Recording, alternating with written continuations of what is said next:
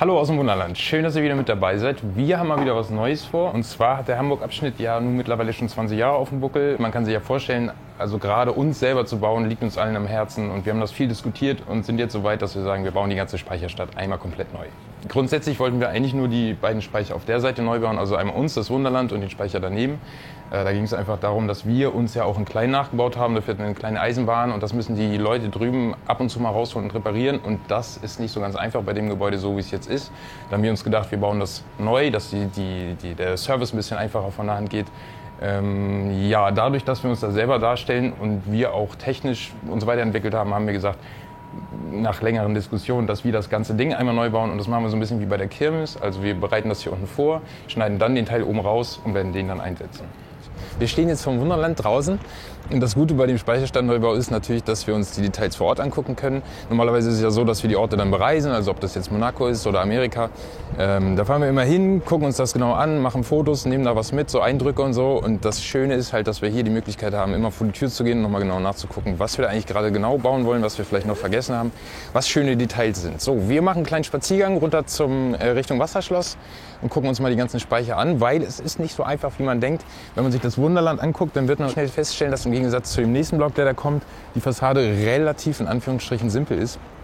Also da drüben geht viel mehr ab, bei uns ist es ein bisschen schlichter. Vorne fehlt auch ein Teil, ob wir den jetzt so nachbauen, wie er mal war, wissen wir noch nicht genau. Genau, kommt einfach mal mit, wir schauen uns das mal an. Also hier sieht man direkt mal ganz gut den Vergleich zwischen unserem Speicher quasi und dem nächsten Speichergebäude, was wir auch bauen. Ja, da ist halt die Fassade ein bisschen niederkomplexer als auf der Seite. Auch der Farbton der Ziegel ist ein bisschen anders. Das sind alles so Sachen, die müssen wir im Auge behalten, die wollen wir auch gerne zeigen. Hier vorne zum Beispiel, da gab es wohl einen Kriegsschaden, da fehlt ein ganzes Stück. Das sieht man hier ganz gut, da ist so ein kleines Schlösschen noch, Verwaltungsgebäude oder sowas. Und der ist halt, was die Fassade angeht, was die Tiefe in der Fassade angeht, nochmal eine ganz andere Ecke so. Man muss sich halt vorstellen, das ist ein 150 Jahre altes Gewerbegebiet, wenn man so will, ja, hier in der Speicherstadt. Und dafür ist es schon krass, was da quasi an Architektur so rumsteht und heute zu finden ist.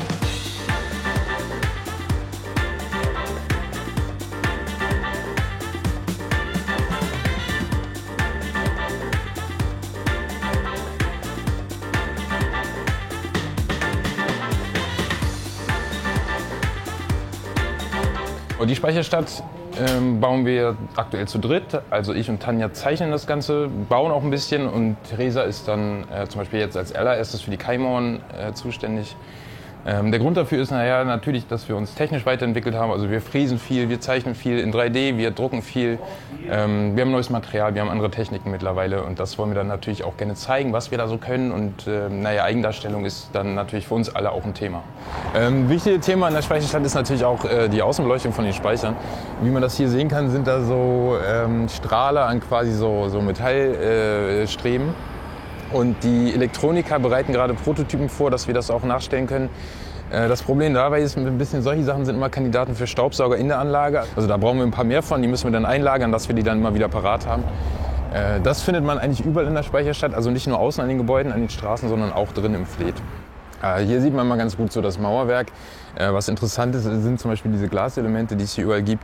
Die gibt es bei uns im Speicher zum Beispiel nicht. Wenn man hier mal so hoch guckt, wird man feststellen, das ist schon relativ komplex, und um diese Sachen nachzustellen, sind wir natürlich ein bisschen dran gebunden, diese ganzen Sachen zu planen, auch in einem Ziegelraster, dass wir die dann halt alle nachmalen können nachher. Also man sieht hier dieses Mauerwerk, das ist schon ganz schön alt, und da ist also viel Leben drin.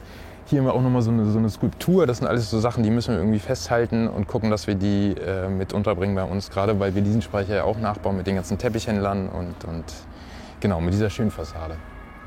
Geplant sind aktuell so 3 Monate. Wir wollen gerne Ende Oktober mit dem Modellbau schon soweit durch sein. Dann geht das Ganze rüber in die Beleuchtung, weil auch die Beleuchtung in der Speicherstadt, wie man das ja von draußen kennt, spielt da eine große Rolle. Das Wunderland in klein quasi kommt dann natürlich auch wieder rein, und da gibt es dann eventuell auch Rennstreckentechnik. Hier stehen wir nun von einem Gebäude, was wir auch nachbauen. Was ich an dem Gebäude so schön finde, sind irgendwie diese Fenster, weil die sind super schlank ja irgendwie und groß, und wenn man da so reinguckt, also ich gehe hier jeden Morgen vorbei, das ist so mein Arbeitsweg. Da herrscht irgendwie eine schöne Atmosphäre, das ist ein Gebäude, was mir sehr gut gefällt. Das hat von der Seite auch noch ein paar schöne Details, ein paar schöne Türmchen. Früher war da Efeu dran oder Wein, ich weiß es nicht genau. Das hat mir auch sehr gut gefallen, das ist jetzt mittlerweile runter, weil das restauriert wurde. Vielleicht stellen wir das in der alten Form nach mit dem Wein, das ist natürlich auch nochmal ein schönes Detail. sehr stimmungsvoll. Also hier kann man das nochmal schön sehen, verschiedene Türfarben. Hier sind die zum Beispiel braun, da vorne haben wir so grau-blaue, dann gibt es auch noch grüne bei uns mit Speicher. Das sind alles so Farbsets, die haben wir schon mal angelegt, da haben wir schon Ralltöne rausgesucht, das schon mal vorbereitet, dass man da also später nur noch zugreifen muss. Hier sind auch wieder ganz andere Fassadenelemente, das sind halt so Sachen, die brauchen wir alle, ne? Und dafür brauchen wir auch, wie gesagt, wieder dieses Ziegelraster, damit das nachher alles passt und nicht irgendwie krumm und schief aussieht, ne? Und hier ist auch, so wie es aussieht, viel nach dem Krieg nachgebessert worden.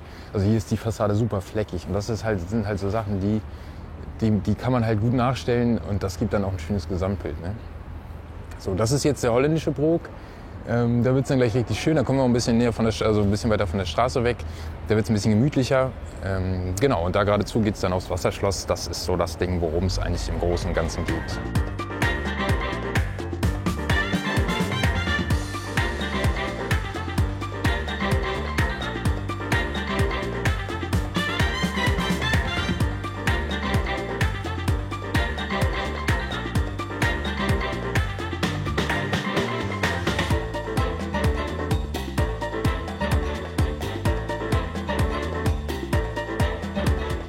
Also was wir hier soweit haben, ist der Tisch, also die Unterkonstruktion, wie immer aus Multiplex, wie immer im 50er Raster. Das sind so Sachen, die haben wir uns über die Zeit erarbeitet.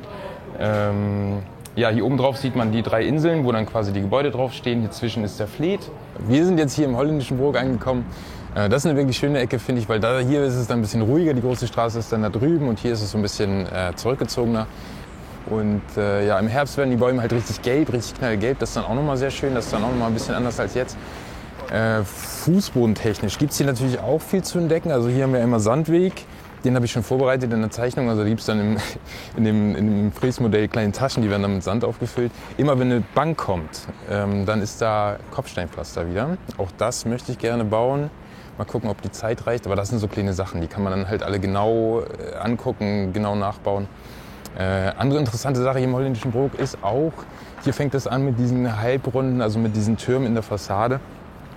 Das wird ein super wichtiges Element bis nach hinten hin, also das zieht sich bis da runter, auf der anderen Seite auch. Und das sind so Sachen, also dann gehe ich hier jeden Tag vorbei zur Arbeit, ja, und gucke mir das an und gehe im Kopf schon durch, wie kann man sowas fräsen. Weil solche Rundungsteile, das ist immer ein bisschen komplizierter. Kann man das aus einem Teil machen? Wie kriegt man die Gravur da rein von den Ziegelsteinen? Muss man das facettieren? Dann haben wir wieder ein Problem, weil wenn man das kalt verschweißt, dann schmilzt auch die Fuge ein bisschen zusammen. Das sieht man dann nachher, wenn das Ganze lackiert ist. Das sind alles so Fragen, die muss man sich leider stellen und die machen die ganze Sache dann so ein bisschen schwierig. Was man hier auch noch sehen kann, ist unten die Kaimauer, die wir so auch darstellen. Also ich weiß nicht, ihr habt das ja gesehen, die einzelnen Inseln sind ja höher, dann kommt der Fleet und an diese Inseln kommt also quasi die Kaimauer noch ran. Und im unteren Bereich ist das halt alles vom Wasser und von der Witterung total ausgewaschen. Auch das möchten wir natürlich darstellen. Ja, da habe ich so ein bisschen aufgespachtelt und ein bisschen tiefer gefräst, dass da halt das Fugenbild einfach ein bisschen doller rauskommt. Ach, hier super viel zu entdecken. Also zum Beispiel diese Holzbalken hier aus Eiche oder was, die wollen wir auch nachbauen. Da benutzen wir sind jetzt drauf gekommen, wir benutzen dafür Streichhölzer in einer mittleren Größe, die passen dann ganz gut. Das Schöne daran ist zum Beispiel, dass man die auch einfach durchbrechen kann. Also da vorne ist, also einfach durchbrechen kann man ja fast alles, aber da vorne ist zum Beispiel einer durchgebrochen und diese Kante, die sieht ja ganz bestimmt aus, als ob man halt Holz durchbricht und wenn man Holz durchbricht, sieht das auch so aus im Modell, das kann man mal glauben. Wir haben uns ja gerade draußen die Kaimauern angeguckt und haben gesehen, dass die unten so ein bisschen ausgewaschen sind von Ebbe und Flut und so, dass da super viel Schlick dran ist, dass wir weiter oben so Stellen haben, wo Kalk aus den Fugen ausgewaschen wird. Wir haben ein bisschen Algen, wir haben ein bisschen Schlamm, wir haben diese Anleger für die Schiffe. Alles das wollen wir jetzt bauen. Ich habe mir da im Vorfeld ein bisschen Gedanken gemacht, wie kriegt man diese Struktur hin, dass man unten ein sehr ausgewaschenes Mauerwerk hat und obenrum wieder ein bisschen feinere Ziegelstruktur. Ja, das ist wie folgt umgesetzt. Also wenn man sich das mal hier anschaut, im Rohmaterial quasi, so kommt das von der Fräse. Also im Prinzip so gemacht, dass man einmal sich eine Begrenzung festlegt, wo sich das ganze Teil an sich nachher abspielt. Dann von unten anspachtelt, da ein bisschen Struktur reinbringt, das dann wieder ein bisschen runterschleift, ein bisschen abmildert und danach erst mit der Gravur quasi loslegt und die einzelnen Steine rausfräst. Und wie man hier schon sieht, ist es so, dass die Fräse da ab und zu mal einen Stein rausbricht und da was mitnimmt. Das gibt ein sehr natürliches Bild, wie es auch draußen ist. ohne dass man da groß was zutun muss. Dann ist es auch so, dadurch, dass hier unten halt mehr Material aufgetragen ist als oben, fährt der Stichel beim Gravieren so gesehen tiefer ins Material, dadurch entsteht eine tiefere Fuge. Ja, wie gesagt, ausgewaschener. Das Ganze muss natürlich koloriert werden auch noch. Das wollen wir jetzt machen. Hier habe ich mal so kleine Muster gemacht. Ja, da ist ein bisschen Moos dran, hier unten ist noch ein bisschen Holz, das müssen wir alles gleich noch ankleben, ein bisschen alt machen, die ganzen Balken da unten und so. Genau, das wollen wir heute machen.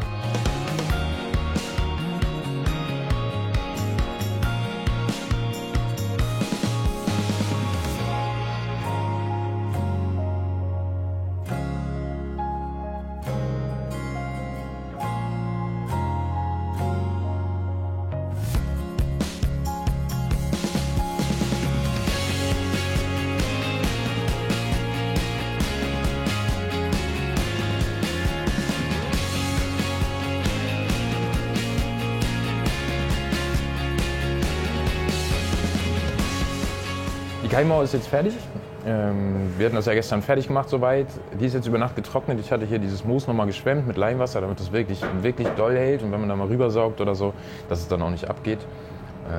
Genau, so langsam kommen hier so Teile zusammen. Langsam kann man sich so ein bisschen mehr vorstellen, wohin die Reise geht. Also nur mit diesem Tisch, der ja relativ blau ist, fällt das immer so ein bisschen schwer. Aber wenn dann so Teile mal fertig sind, dann kann man sich schon so ein bisschen darauf einstellen, was hier so passieren wird.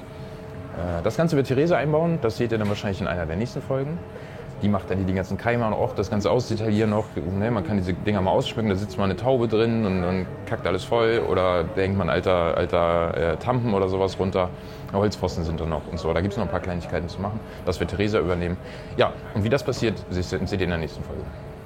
So, und wenn man hier mal auf den Fußboden guckt, ist es halt auch relativ krass, weil da geht halt auch super viel ab, allein auf dieser Ecke. Ne? Also wenn man sich mal das hier anguckt zum Beispiel, das ist so eine Dehnungsfuge für die Brücke, das wird auf der anderen Seite auch so sein, da vorne, genau. Die sind auch unterschiedlich geartet, also da gibt es dann wieder welche, die sind flach, manche sind auch nur mit Steinen, dazwischen ist dann irgendwie eine Gummifuge, so wie man das hier ein bisschen sieht. Fußweg natürlich auch wieder irgendwie, dann so kleine Kopfsteinpflaster, dann dahinter wieder Gehwegplatten. Ja, dazwischen nochmal eine andere Reihe, das sind alles so Sachen, die wollen wir uns genau reinziehen, die wollen wir genau nachbauen. Hier nochmal ein Gullideckel, da nochmal ein anderer Gullideckel. Da geht es dann wieder ganz anders weiter. Da, wie gesagt, ist der Sand, auch wieder Gehwegplatten, da ist Asphalt auf der Brücke. Das sind alles so Sachen, wenn man die alle berücksichtigt, dann kriegt man ein sehr schönes Insgesamtbild vom Bodenbelag, der hier eigentlich eher erstmal zweitrangig erscheint, aber dann doch im Gesamtbild super wichtig ist. So, wir sind jetzt fast schon am Ende unserer kleinen Tour. Das ist so das eine Highlight neben natürlich dem Wunderland, was wir auf unserer Anlage darstellen wollen. Das ist dieser Blick aufs Wasserschloss. Das ist ein Fotomotiv, was viele Leute machen, die hier nach Hamburg kommen, was vielleicht auch Leute kennen, die noch nie in Hamburg waren. Ja, eine schöne Ansicht der Speicherstadt, vielleicht so das Klischeebild, was man machen kann. Wunderschöne Ansicht auch bei Nacht. Die Elektroniker wollen das natürlich auch alles so beleuchten, die Gebäude, den Fleet und die ganzen Spiegelungen im Wasser wollen wir natürlich auch darstellen. Ja, da bin ich sehr zuversichtlich, die haben schon echt einen guten Job gemacht in Monaco jetzt. Wo wir gerade beim Wasserschloss sind, Wasser ist natürlich auch ein entscheidendes Thema.